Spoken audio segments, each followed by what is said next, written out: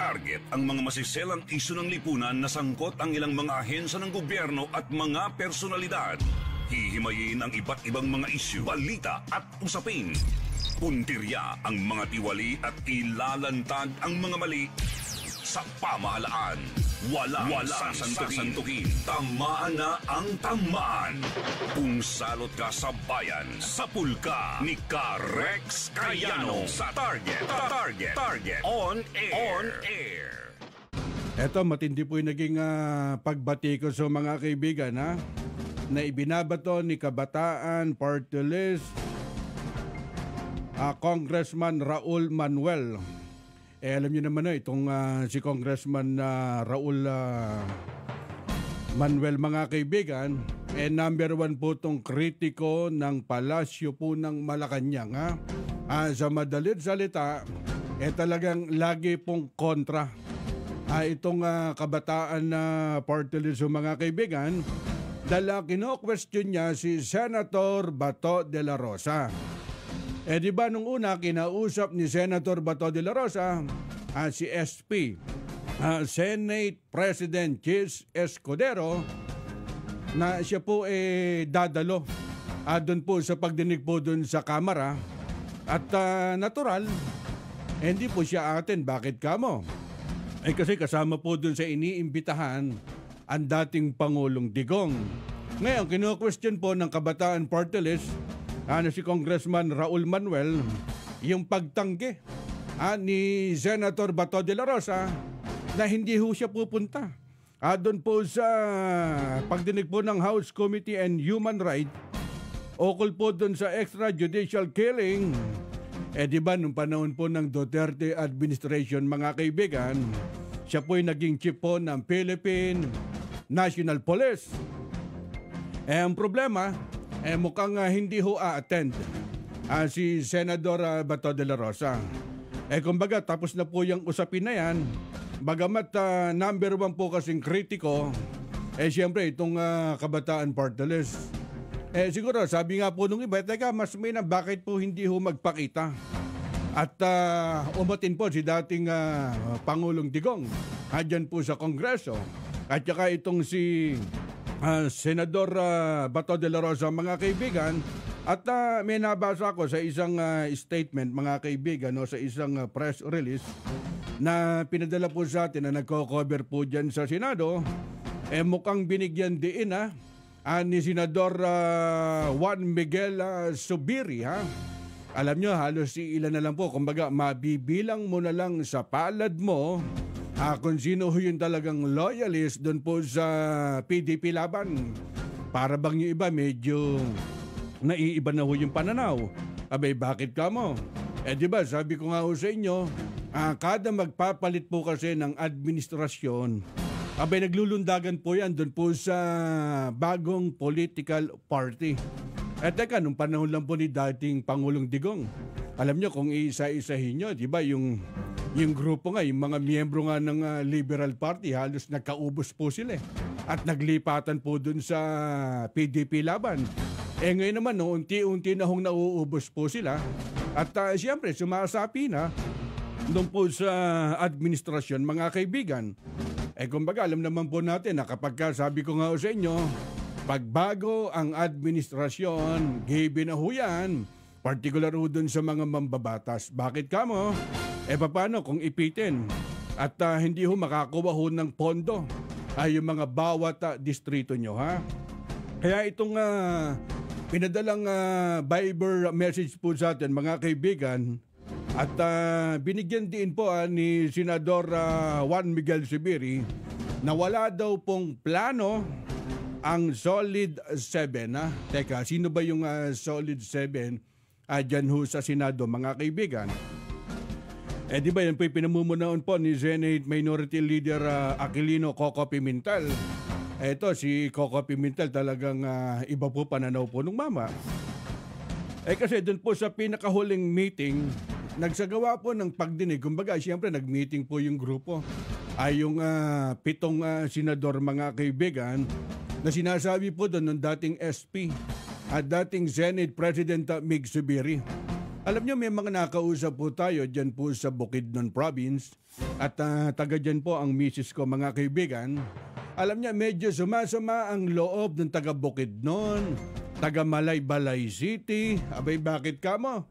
Di ba nung magkaroon po ng botohan dyan po sa Senado, mga kaibigan, ang naging sistiho kasi doon, yung pagboto, kumbaga hindi ho sila sumuporta. Doon po sa panawagan o doon po sa bilangan po sa Senado, mga kaibigan, para bang sumasama ang loob nung taga Bukidnon Province, mga kaibigan, doon po sa pagboto. Kumbaga iniwan yung suporta. Dyan po sa kampo ho ni dating Senate President Mig Zubiri, mga kaibigan. Kaya ang ginawa po ng kampo ni na Mig Zubiri, mga kaibigan, para bang, teka, baka hindi nyo natatandaan nung panahon po nung eleksyon. Abay, tinaas ko kamay nyo, sinuportaan ko dito po sa Bukidnon Province.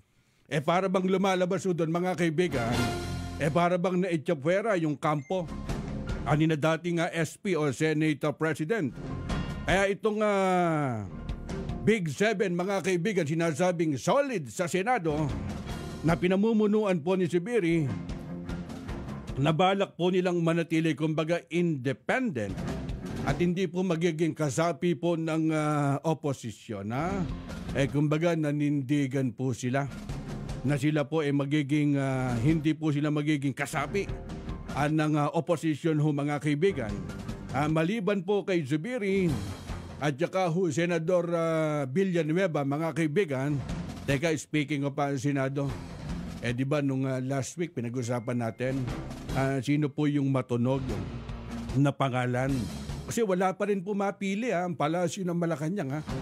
Kung sino ipapalit po kay nag-resign na Vice President ng kalihim po ng Department of Education. Aba, dyan po sa Tacloban, nagsalita po si dating Pangulong Digong. At wala daw ho siyang plano na tumakbohong senador. Nagkakausap ba ho si dating Pangulong Digong? At saka po si Vice President Inday Sara, para bang hindi ho sila nagkakatugma-tugma ho dun sa statement. Di ba nagsabi nga po si Vice President Inday Sara na tatlong Duterte ang tatakbo pong senador. Ngayon, medyo taliwas naman po doon sa sinabi po ni dating Pangulong Digong. Kaya hindi po mawari kung ano po talaga yung totoo. Di ba? Kaya nga inirerespeto po ng Senate President Chis Escudero at saka po ni Speaker of the House Martina Romualdez. Kasi si Congressman Martin Romualdez, mga kaibigan, abay walang plano na tumakbo sa mas mataas po na pwesto. Ibig sabihin, congressman pa rin po ang tatakbuhin po nung mama, di ba?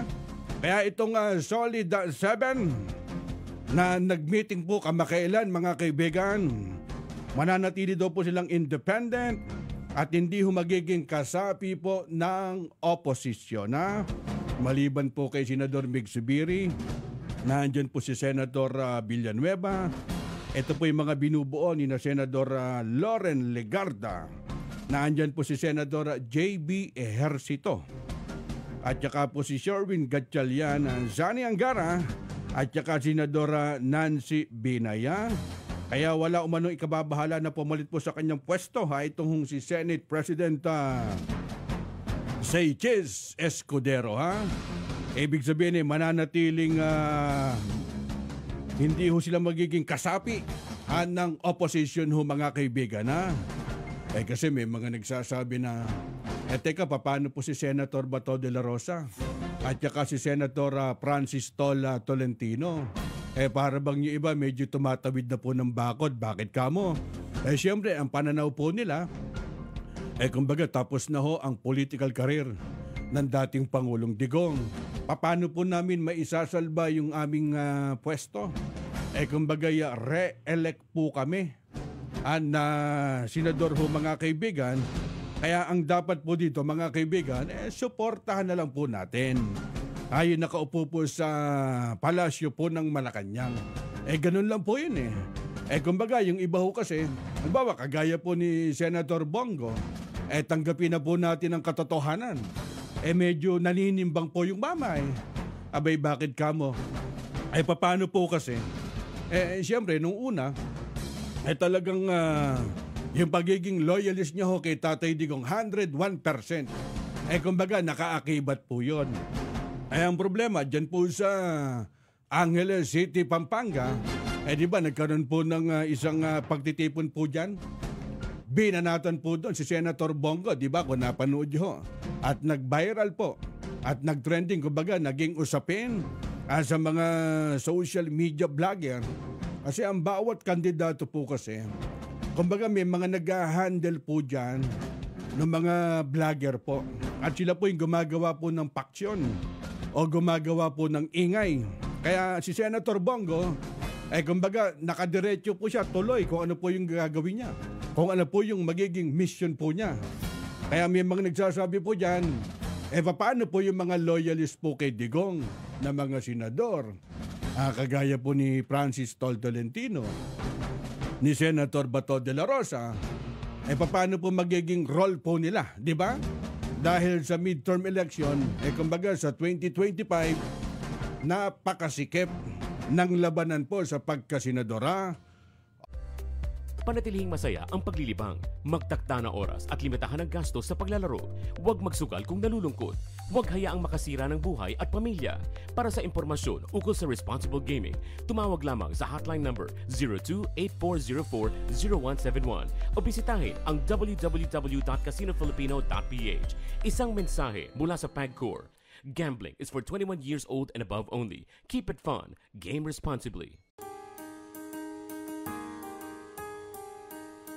Hindi umuurong sa pagtulong, kawang gawa sa lahat sinusulong. PCSO, PCSO. Hindi umuurong sa pagtulong ang PCSO.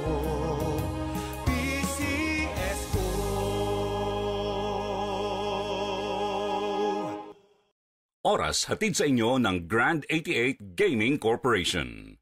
Ang oras ay hatid sa inyo ng New Antipolo Coliseum at Angono Cockpit Arena. Sumainyo ang isa na namang makabuluhang edisyon ng Target On Air. Kasama si Rex Kayanong. Abangan muli bukas alas 3 hanggang alas 4 ng hapon. Kung salot ka sa bayan, ikaw ang isusunod ni Rex Kayanong na Target On Air. Nangunguna sa balita, impormasyon, musika, komentaryo at serbisyo publiko. Ito ang DZME 1530. Una sa kanan, ang himpilang may paninindigan. Panatilihing masaya ang paglilibang, magtakda na oras at limitahan ang gastos sa paglalaro. Huwag magsugal kung nalulungkot. Huwag hayaang makasira ng buhay at pamilya. Para sa impormasyon ukol sa responsible gaming, tumawag lamang sa hotline number 02-8404-0171 o bisitahin ang www.casinofilipino.ph. Isang mensahe mula sa PAGCOR. Gambling is for 21 years old and above only. Keep it fun. Game responsibly. Hindi umuurong sa pagtulong, kawang gawa sa lahat sinusulong. PCSO, PCSO. Hindi umuurong sa pagtulong ang PCSO.